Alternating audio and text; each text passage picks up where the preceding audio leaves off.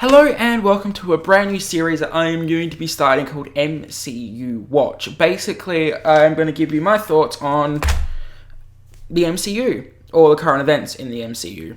The MCU type thing. If you don't know what the MCU is, it's called the Marvel Cinematic Universe. And the latest iteration of the Marvel Cinematic Universe is none other than the Guardians of the Galaxy.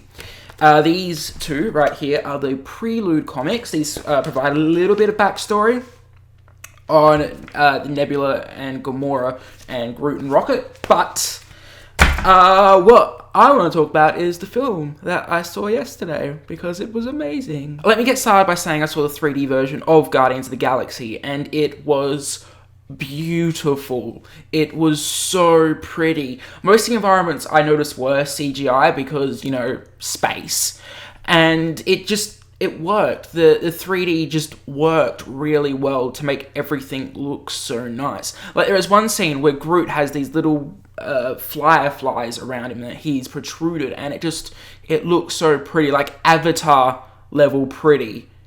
It's that good. But in saying that, the entire film itself is really pretty. A lot of sci-fi films nowadays, I've noticed, is going very gritty, very Star Trek, Doctor Who, they're not bright and colourful, but that's what Guardians was. It was bright and it was colourful, and it is a breath of fresh air in the sci-fi universe that we have at the moment. And speaking about the Guardians are probably the most least known property, or at least to me, of the Marvel Universe. So I had no preconceptions going into what they would be besides reading the prelude comics, which, I'm going to be honest, these comics were really bad. Like, awful bad. I thought all of them played the part perfectly. I think Chris Pratt playing Star-Lord did a fantastic job. He stole the show in many parts. But of course, he couldn't steal the show from Little Rocket, who is a CGI raccoon type thing who... It was amazing. The CGI of it was so nice, and you felt for him. There's like one part where he's just like tearing up, and I'm like, oh my gosh, Rocket, you just want to pat him. I think it must be said for the degree of the acting in this film is that they had 2 of the 5 main cast were CGI, and they acted perfectly around them. Perfectly. I couldn't fathom working on an entire film with 2 things that don't actually exist. It shows the caliber of acting. Groot was fantastic. I was very apprehensive of Groot because, of course, it's just I am Groot.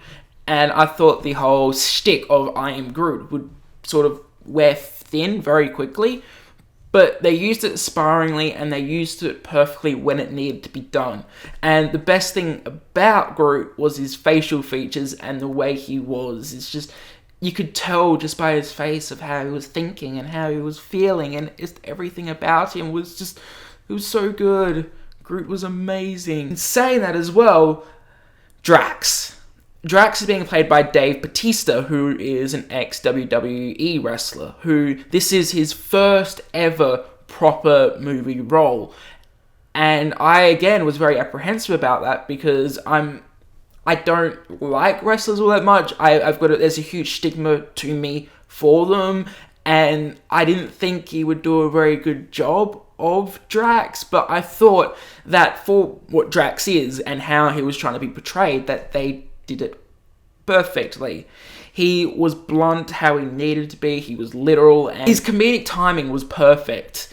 But I think that must be said that a lot of sci-fi films, like I said, are dark, very gritty, and very grrr, where this was just fun and happy. And yes, there was lots of drama, and there was lots of everything that needed to be there for a proper story. But the drama and the comedy just mixed in perfectly. For me, this film feels very Whedon-esque. It feels very much like the character interaction plays the film perfectly. The story was there. The story was okay-ish. I liked Nebula and Gamora and their rivalry, and then Ronan was okay.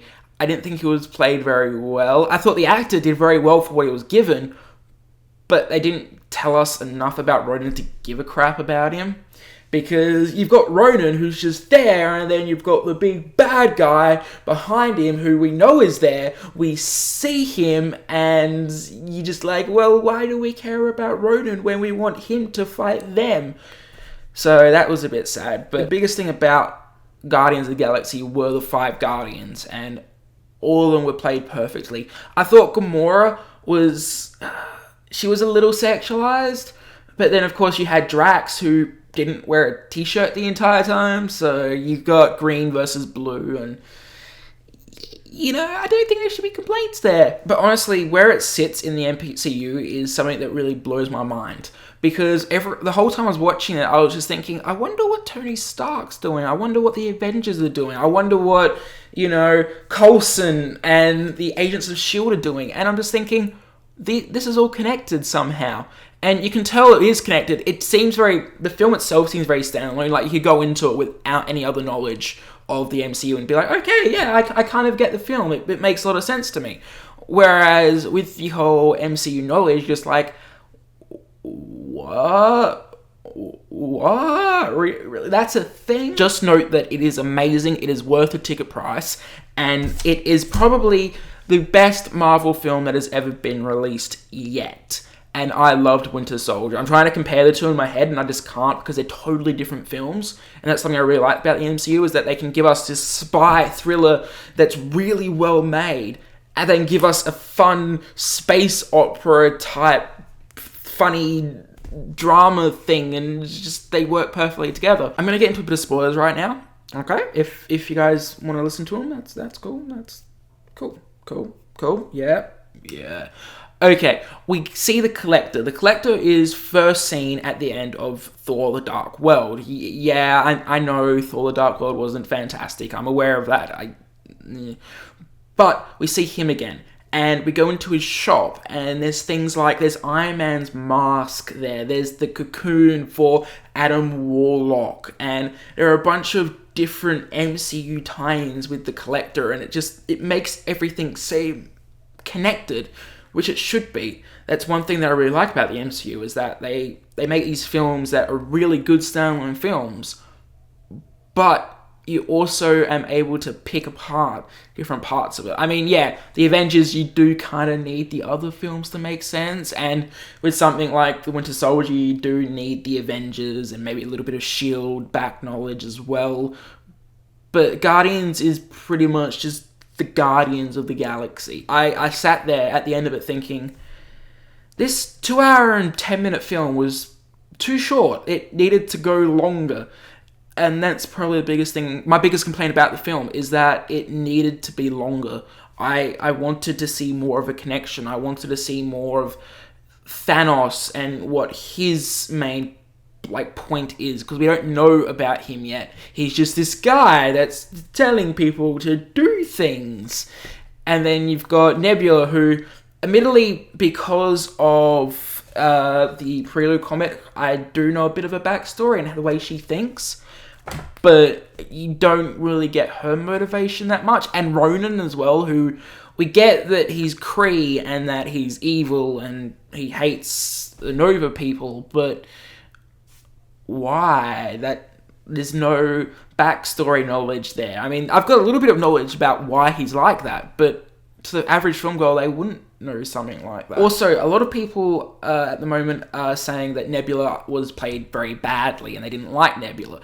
I disagree. I think Nebula was played perfectly. I think Karen Gillan is better as a villain than she is as a good guy, because I just think the hatred and the disgust that she has for Gamora just seeps out, and it's cold and it's dark and it's Karen Gillan,